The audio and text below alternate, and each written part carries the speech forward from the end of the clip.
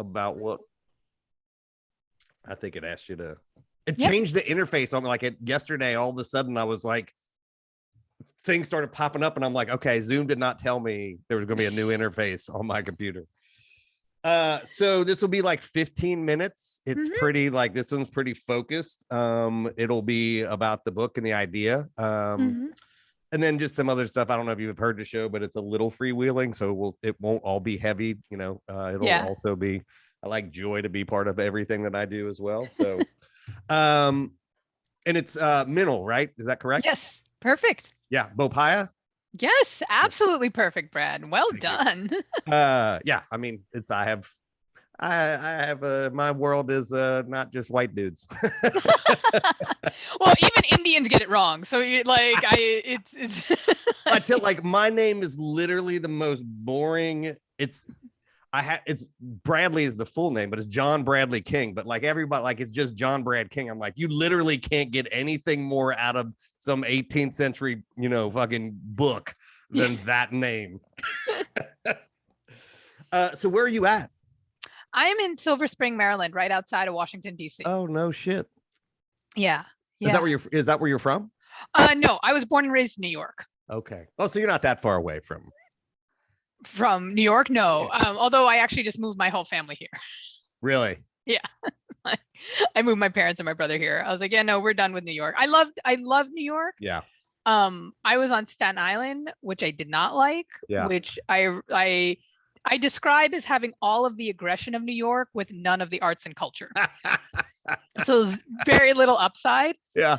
And after my parents retired, I was like, listen, like I can take care of all of y'all, but I'm not going to go back and forth to Staten Island. Like we need to get out of this place. Yeah. And my parents, because they were immigrants, didn't really realize that Staten Island was its own subculture. They really just thought it was all of America was like that. Like it didn't really click. So once I went away for college and like traveled, I was like, no, we're not. So now we're here. So we're happy like expats from New York who are like DC implants and loving it. We really love the DC area.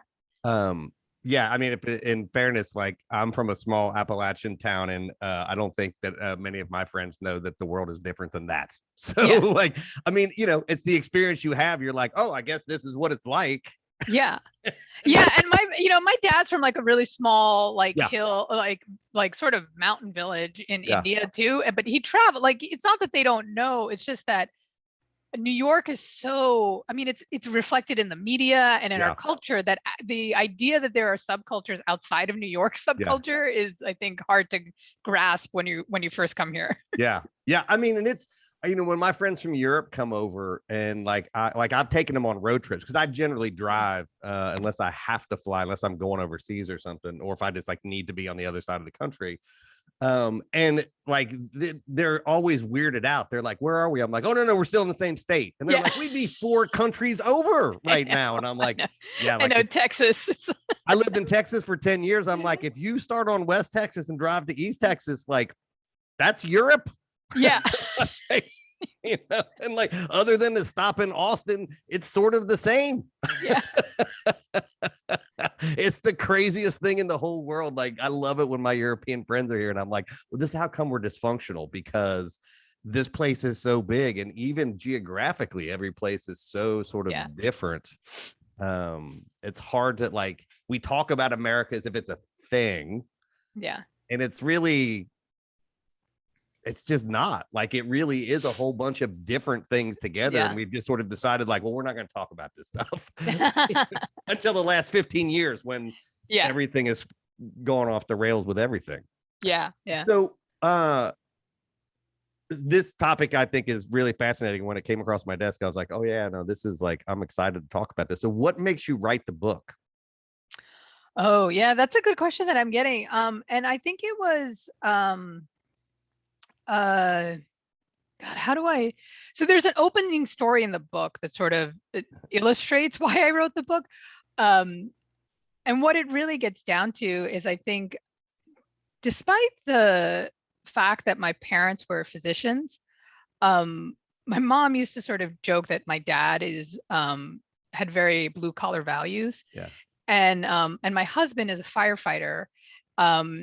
with the 4-year college degree. And so I was always really surrounded by people who valued intelligence, but weren't intellectual snobs.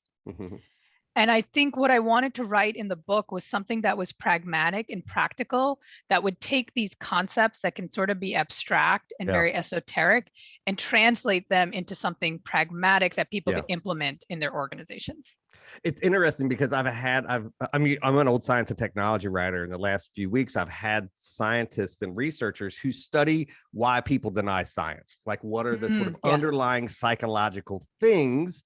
Right. Like, if you just go after somebody and you're like, you're dumb, why do you feel this way? Like, everything is rooted in something, and you have to be empathetic enough, even if you disagree with them, to understand that fear or whatever is real. Right. Like, how much do you experience like this? As I saw the topic of the book, as I've read and listened to you, like, it sounds a little bit like you are approaching it that way. Yeah, exactly. Yeah. Like, what is it that's actually getting in the way of people changing their behavior and people being able to scale diversity, equity, inclusion, and accessibility across organizations? I'm not that interested in like why to do it. Like, if you're asking me, like, I'm not the person if your question is why. No, like, I interviewed those people. I'm the person if your question is how. But I mean, it's the same thing, right? Like, it's the same functional idea, which is this is not an insurmountable thing, right? Like, people believe that these like our differences will always like, fuck, listen, our differences have been here from the beginning. They're now just voices that are telling us that. So this is not a new American world human problem, right? No. So as you think about the practical steps, like, what are some of those things? Like, what are some of the things organizations and people and groups need to think about? So first so there's sort of like 3 parts to the book. There's how to be an equitable leader, because leadership is really important when it comes to this. Like, having a leader that's engaged, having a leader that understands this, having a leader that's leading on this. Just because the point of equity inclusion is to allow everybody to have a voice, it doesn't mean that it should be led from below. It actually should be led from above. But that leader needs to be confident enough to listen to people who don't have authority and be able to value their opinion, right? Then we get into how do you scale it, meaning how do you operationalize it? So how do you create observable behaviors for these concepts? Because really, you can't dictate what people think. The only thing you can really ask people is for specific behavior. But psychology has showed us that when people change their behavior, it also changes their thoughts. So that's the point of intervention. And then we look at how is the system supporting this or not supporting it? Meaning, like, how are we communicating about it? Like, there's a lot of work that we do around communication. We actually have a number of PhDs who work with us, Sabina Marks, Mackenzie Price, who have done research actually on the very thing of like why people deny science. Sabina's done extensive research on climate change and what the problem is there. And what they have found in climate change is that it's not an information gap. There's not a lack of information, there's a lack of motivation. When it comes to things like racial equity, there's both. There's a lack of motivation, but there's also like a real dearth of information about like what actually happened, right? And other things as well, like, is the system rewarding the behavior we want to see, or is it rewarding another behavior? Because people are always going to they're always going to prioritize the thing that lets them keep their job. Or their power, or their whatever. But I don't fault them if they do the thing if they prioritize the thing that lets them keep their job, right? Because if that's how you're being measured, then it makes sense, right? So if those observable behaviors aren't part of performance management, then you're not actually, they're just going to be a nice thing to do that people are going to do in their spare time. And that's not going to make it scalable. So I work at Carnegie Mellon's Entertainment Technology Center. Like, that is my sort of actual day job outside of this. And we literally did a 5-year study on creative management. Like, that's what we teach at the school. And I'm editing our book about that right now. And so some of this interview is sort of weird for me because I'm like, oh yeah, no, like, I've literally been steeped in this stuff forever. And like, I don't want to act like I don't understand, but also I don't understand all of it. One of the interesting things that came out of this research, and I don't know if you have seen things like this, is that like we think conflict is bad, and conflict is neither good nor bad, right? Good conflict is task-oriented conflict, meaning we're discussing a to-do list. We're discussing what needs to be done. Yeah. And bad conflict is like, I don't like Ted or I don't like Steve. Like that conflict in a group is bad. And the determination of how that goes is leadership, right? Like at the end of the day, everybody will look to the top to say, well, as you've said, what is the value that's being put down here? Yeah. And it's really hard for people to understand because everybody, particularly white dudes, and these are people that tend to be leadership positions for systemic reasons and all that stuff, but never think they're the villain of the story. Yeah. Right? Yeah. Well, and they've been socialized to believe that avoiding conflict is being kind. Yes. Right. Yes. That is fundamentally what's at the root of it. Yeah. And I actually find that to be a very sort of white cultural norm, because that's really not how I was raised. Yeah. You know, like, and actually Harvard Business Review had an article about this, that people who are conflict avoidant tend to really value relationships and harmony. And people who are sort of, I don't know what the word is willing to dive into conflict, tend to really value justice. And really, we need the balance of those two things, right? Like we've all had the experience of someone who's so into conflict, it's like exhausting to be around them, right? Like that's also a thing. Right. But we need to be able to have those two things where we say we value this relationship enough that we're going to rumble with this conflict to get to a point where we can trust each other more and understand each other more, even if we don't agree more. Right. And that was the other thing that came out of the research in this book that we did, is that those interpersonal relationships develop through, again, through the tax conflict, right? Like as long as it is about what should we be doing and not, I don't like the way you are or think or whatever, right? And like navigating, I used to tell people all the time, like when I was a teacher, we believe that kindness is nice. And kindness, I think a lot of times isn't. Your best friends are the people that are like, yeah, don't fucking wear that. You know, like they're the people that tell you stuff that if somebody said it in the world, you'd be like, I feel bad. But when your friend tells that, you are thankful for that. Yeah. And I mean, and first you need to have that relationship to know that this person has your back before you can take like the sort of unfiltered truth from them. But yeah, I mean, kindness is not about being nice and polite. Right. It's just fundamentally not. And I think sometimes it's about upholding the structure that already exists.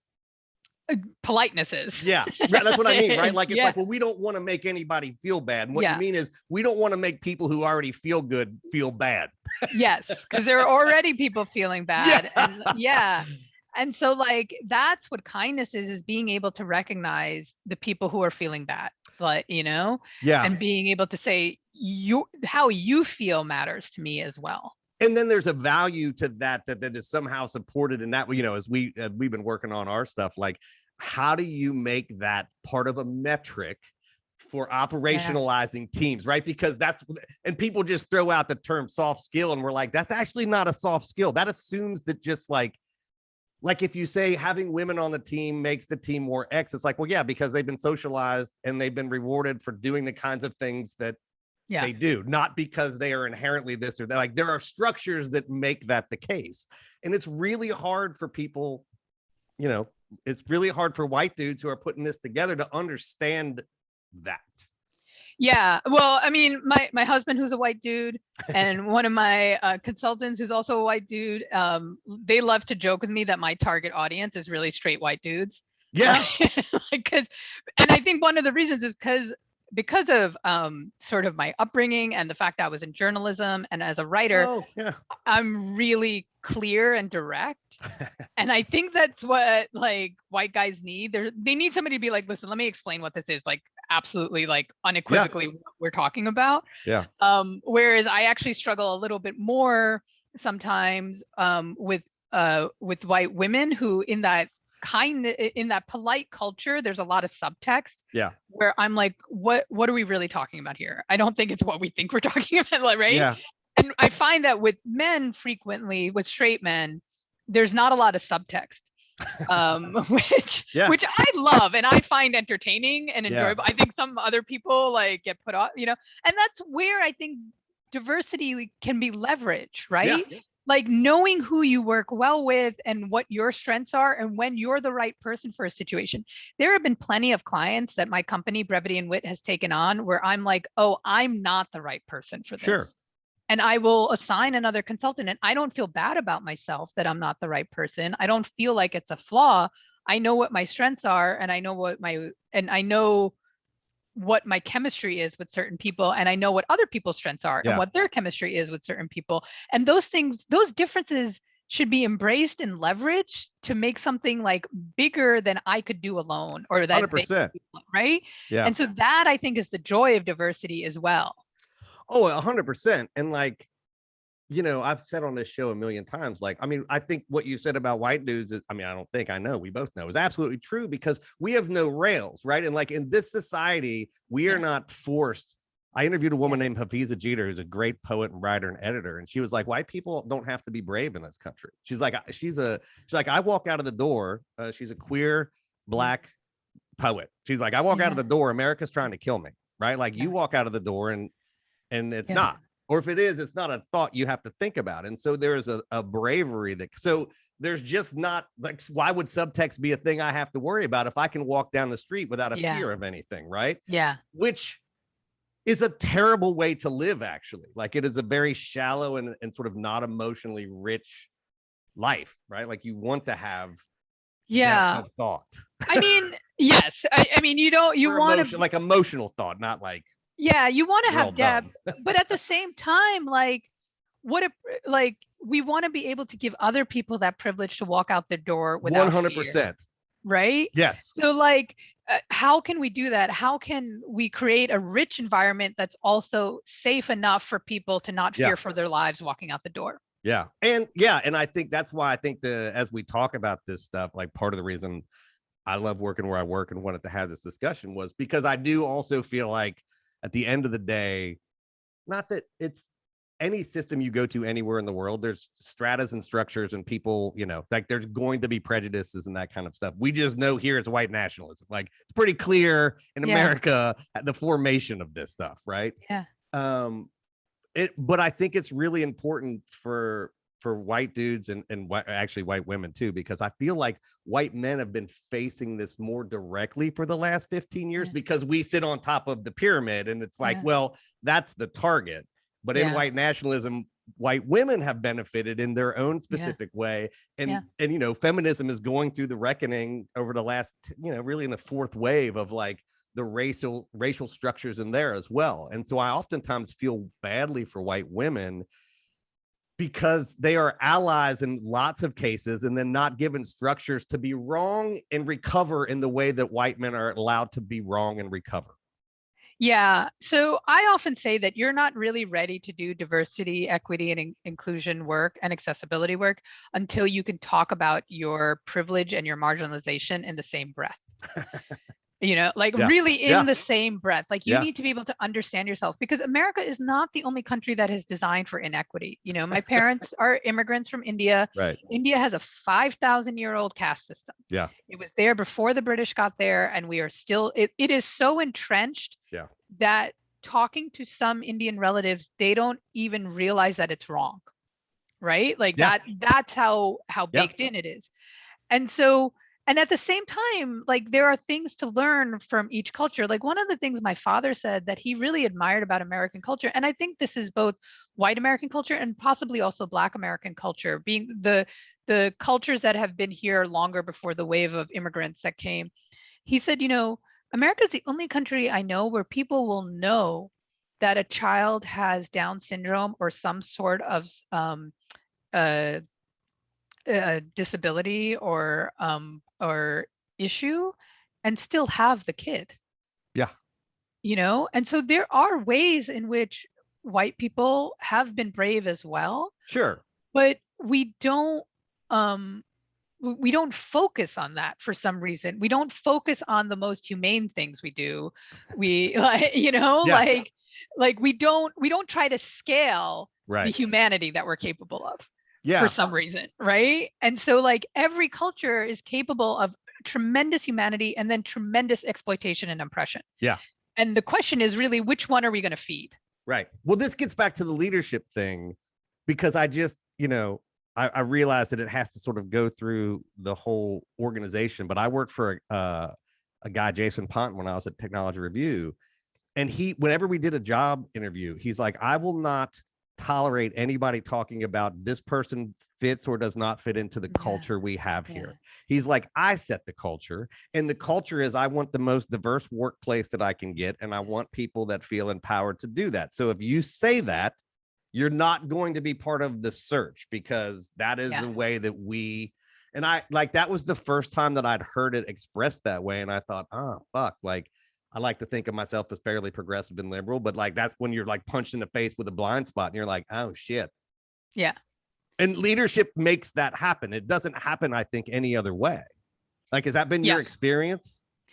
Yeah, I mean, organizations are set up to be little fiefdoms, right? Like they're like, you don't vote out your CEO, which is not to say you can't have a more democratic and inclusive organization and you shouldn't be listening to people, but the power structures are set up in a way that often the only people who can redesign the system of the organization are the people at top. Yeah. So if those people at top are not leading on this, then it's a real problem, right? Because eventually you're going to come across human desire versus what the system is rewarding. Yeah. And so, yeah, leadership absolutely has to lead. And yeah, the culture issue is, I mean, culture is code for like, you haven't assimilated into what, and that is not, and let me say that I know people who do a lot of culture work when it comes to, and the people who actually do culture work wisely understand that culture needs to allow for differences. Yeah. But the question is like, what are the differences that lead to innovation? And what are the, and then how do we have those differences and then unify people for a common purpose? Yeah. That's the really important part. Like if you have purpose and meaning, then differences become secondary. Yeah. Right. But if you have no purpose and no meaning, then differences become very threatening. Yeah. Because it's really like people don't have direction. Yeah. Right. And so that's what a leader needs to set, is that purpose and meaning and vision and direction. Yeah. And then it's easier to accommodate differences. So when a company approaches you, like you got this book, you operationalizing this, what you are trying to operationalize what people refer to as soft skills, right? Like some kind of magic that can't be changed when it obviously can be. So when a company comes to talk to you, to work with you, to hire you, what are the things that you see most often? Because I'm assuming there's some like 4 or 5 things you're like, well, we know this is going to be a thing. Yeah. So right now, what we're seeing most often is, I think people think diversity, equity, and inclusion is about being nice. Yeah. And so they are hesitant to actually hire somebody to help them with it, because they're like, they think that they should just be able to figure it out on their own. Yeah. Which is really, really irresponsible, because these are people's lives and livelihoods. And this has been a field of study and practice for like, 40, 50, 60 years. And there are best practices. And now, because the demand is so much, there are people who are trying to do this work who haven't learned about the history of like best practices. So for example, one of my teachers taught me about a company that really wanted to get more Black people into leadership. So then they assigned executive coaches to Black managers. But unfortunately, the blowback was that people in the organization started to think, oh, it's the Black professionals who have problems, I'm fine. And it reinforced that sort of like whatever the white people are doing is the norm and the standard, instead of also giving executive coaches to white managers, right? And so that's a known lesson, but I could see how somebody would come up with that idea, not knowing and not thinking 5 steps out as to how this would be perceived, which is also part of this work. And so I think that's the thing that's happening a lot, or like people are all of a sudden like trying to brainstorm solutions. And I was like, no, like you need to get somebody who actually knows some of the history around some of these ideas and can help you think about how to do this in a much more sustainable manner. Yeah. I've been in a lot of, and I sort of reject this for my own past, my own experiences. I'm like, this is not helpful. People be like, well, let's start a book club. And I'm like, that's not, I mean, it's good. It's good to read that stuff, yeah. but like, that's not going to help us build a less racist organization. Like, this is, again, like you said, like, this is actual work that needs to be done. And most of us don't see our blind spots. And again, I'm going to go back to Hafiza. She's not the first one to say that to me, but she said it most eloquently, which is, it is oftentimes the hardest to confront my liberal white friends, because they are so, they're like, no, like, I am not that person, you know that. And she's like, maybe, but like, the thing you've just did is absolutely that. And so I oftentimes think people that are trying to brainstorm those solutions have blind spots that they don't even know that exist, and aren't maybe willing to understand that there's blind spots. Yeah, well, and I mean, it's well known in the DEI space that right-leaning organizations are actually easier to work with than left-leaning ones, because of this defensiveness around like left-leaning organizations, that they feel like their identity is tied up in the fact that they have been trying to do good. Yeah. And so the idea that they couldn't be doing good is really sort of, I feel like right now we're having a moment where like a lot of people and a lot of white people are it's like Santa Claus doesn't exist. Like their myths are all getting busted, and that's so uncomfortable. And remember, like when you found out as a kid and you cried, like I think that that's what's happening on like such a level that people are just really upset and defensive and like don't want to deal, right? So I get that, and I mean, and that's true that like it is harder sometimes, and we have to be, but the point is then like, I don't understand why people feel like they have to do everything. Like hire somebody out to help, right? Like I also sort of say that like my job is sort of like being a personal trainer. Like I can tell you to do things, but I can't do the squats for you. Like you're still going to have to do work even if you hire me. Like I'm not doing squats for you. Like I'm just not, right? So hiring somebody doesn't mean that you're not going to have to work hard and do things. It doesn't mean that you don't have skin in the game. It means you're getting professional support for this new thing that you have not learned how to do yet.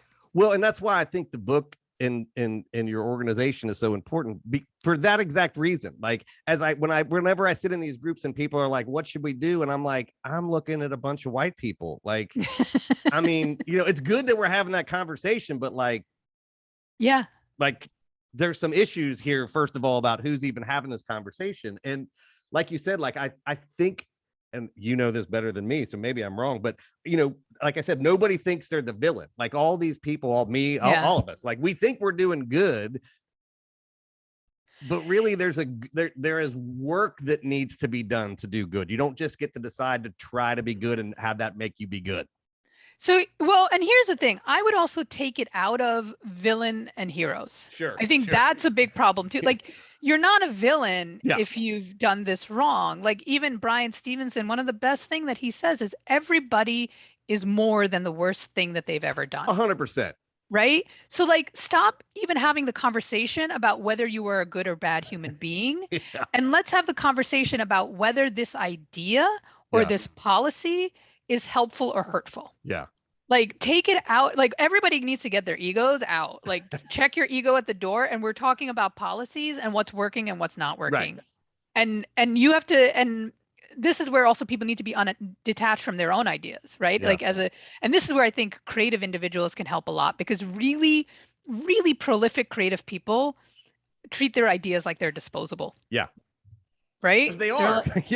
They're like, I don't know where this came from, and it's not mine, and here it is. And if you don't like it, fine. There's going to be 10 other that'll come through my mind in the next hour, right?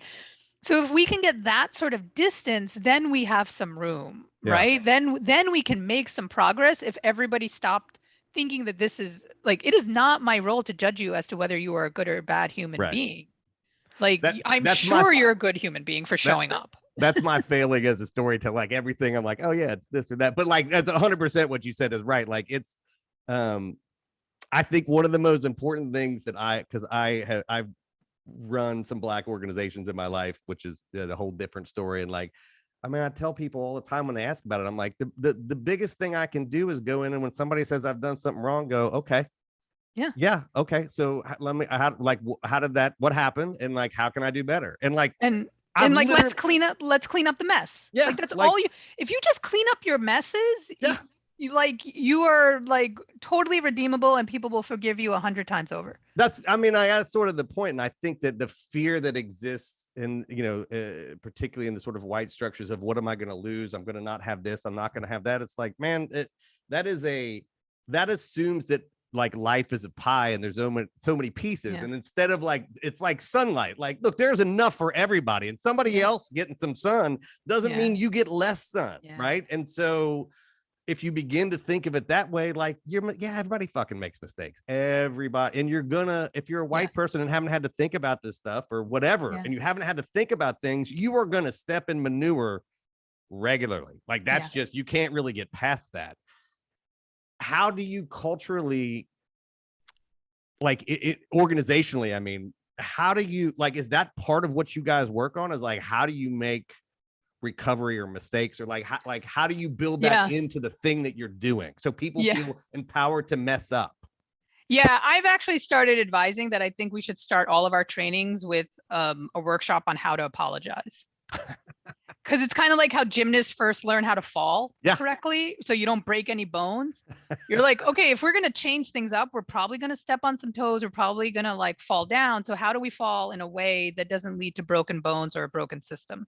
Yeah. Right. And so like just learning how to apologize, like what a good apology is. It's not, I am sorry for how you feel. It's, I'm sorry for what I did. Yeah. And let me clean it up. Yeah. It's systemically, it just like I guess these are the things that I think about, like they're not soft skills, right? Like that apologizing and taking things that you've done and removing ego from that. Like when people say soft skills, I'm like, I've been in trauma therapy for 5 years. I'm like, you don't understand the actual depth of hard work you have to do to put yourself aside and go, oh, I've messed up. Yeah. Period. Yeah. Not but. Yeah. Yeah, exactly. Yeah. And so how do you do that in a workshop? Because like I've had to do therapy, right? Like I've been so how do you go into a corporation or a company or organization and go, okay, we're going to do some actual work to figure this stuff out? Yeah, I mean, it's important to tie it, like we usually start with a leadership team, and it should be tied to a leadership development program. But often I also find that people are just lacking the words. If people just even have like a template of words, like they're able to be like, oh, that's how I say this, because I don't know how to say this, right? Like they literally lack the language for how to do this work sometimes. And so, I mean, and then there may be people who avoid it, and then we get into like executive coaching and like, that sort of stuff. But often I find that people are willing to change, but they need it like operationalized. Like, don't talk to me about concepts. Give me, and I have found this helpful because I have not always been the most politically astute person or like the most diplomatic. And if somebody gives me like language, I was like, great, like I can follow that and I can say it authentically in my own way. And that really helps. So I think the more sort of like guardrails that we can give people, the easier it becomes and the more people are willing to engage. And I'm guessing that it helps people who may not, I'm going to use this word and it's not going to be right, but it's from my therapy, like to have the empathy to understand, like the words coming out of your mouth may land in different ways. You have to, and you won't always know how it's going to be taken by somebody else. That's basic communication theory. Once it leaves your mouth, it's not yours anymore. And so I'm guessing templates and things like that allow people to go, oh, this word lands this way for other people. And you can think you're thinking about other people when you speak instead of what you're trying to say. Yeah. Yeah. Yeah. And that's that's a big communications part, right? Like who's your audience, right? How does this land on your audience? And that, and that's what I mean by cleaning up your mess. Yeah. Like there's like what we intended to do, and then there's what happens. And we have to sort of be willing to be like, all right, like that was a swing and a miss, that and happens. Not tell people don't be so sensitive. Like, why are you sensitive? Like, I apologize. Like, well, that's everything about that's wrong. Yeah. What's in it? Hannah Gadsby in her comedy special, she has a line about when people say that somebody's too sensitive, she's like, that's like a fart complaining about a nose. Like that, like you're saying, like, I'm good at my job if I can detect that. Yeah. You know, like Yeah. that's my function. So you can't complain about that, right? So I could talk to you for hours about this topic because I think it's one of the most, not only for organizations, and I've said this on the show, like I just think for the country, understanding this stuff and figuring out how to actually, because we're either going to stand apart or we have to start figuring out how to talk, how to see, not tolerate, but embrace, right? Like I hate tolerate. That's like that you tolerate pain. You don't tolerate people, right? And I think you setting down and trying to operationalize these things and giving people paths to like understand, not conceptually, but practically how things work is like, I feel like it's the most important work going on in this country right now, because I feel like that's just not the solution to the problems, but like the solutions don't come without this. Yeah. Yeah, exactly. So I appreciate you coming on here. It is a little bit longer than we normally do, but you are just fascinating. And the book comes out on the 7th, correct? Yep, September 7th. And it's available everywhere. Yes. That's awesome. Yeah. Well, I am going to dig into this thing because it's, like I said, not only just for the research we do, but like this topic I think is fascinating. So thank you for coming on and spending some time with me. It was my pleasure, Brad. I'd be happy to come back anytime. You are fun to talk to. I will take you up on that. Absolutely.